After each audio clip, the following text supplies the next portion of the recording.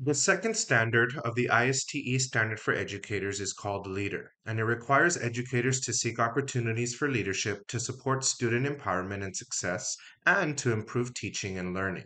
There are three components to this standard. The first component is advance a shared vision. This requires teachers to shape, advance, and accelerate a shared vision for empowered learning with technology by engaging with education stakeholders. The second component of this standard is advocate for equitable access. This requires educators to advocate for equitable access to technology, high quality digital content, and learning opportunities to meet the diverse needs of all students. Now, this one is very important, especially in communities that are underprivileged. In the district I teach at and at the school that I teach at, it is in a very poor part of the city, so educational or equitable access, I should say, to educational technology can be somewhat of an issue.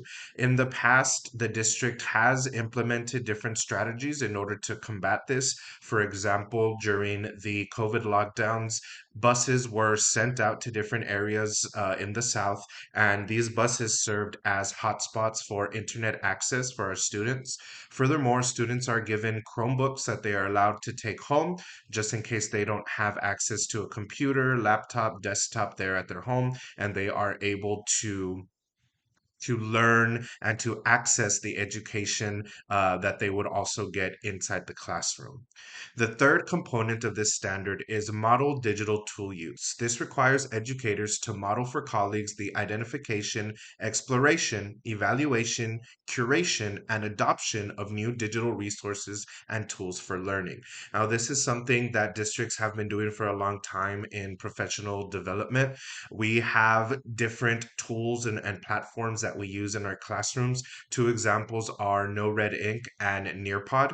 Before we were allowed to implement these tools into our lessons, we had to have trainings on them. So they had people from the outside who worked for these companies come into our campus and teach us exactly how to use these. Furthermore, as educators, we are not only not required, but it is asked of us to share our learning with our colleagues and help them out whenever they're stuck, because there are a lot of applications and tools that are starting to come out, and it can be a little bit overwhelming. So just sharing that knowledge with others, not only your students but with your colleagues, can ensure that the school is aligned and that they can go ahead and use that technology to educate the students. Now, this aligns with the T3 domain because one of the focuses of the T3 domain is for educators to act as leaders and facilitators of technology integration,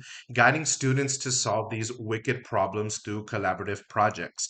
One wicked problem that the students have in this part of town in the South is the issue with the cleanliness of the water. There have been several instances where the city asks us to shut off our water, or it asks a certain part of the city to boil their water to ensure that nobody gets sick. Now, this is a problem, a wicked problem that we can encourage students to research and, promote inquiry-based learning. So they ask these questions in order to be able to solve these issues. It is extremely community-based, which is another component that aligns with the T3 transcendent domain. So the the standard of leader in the ISTE standards and the T3 transcendent domain are very, very similar in what they ask for from not only the students but from the educators as well.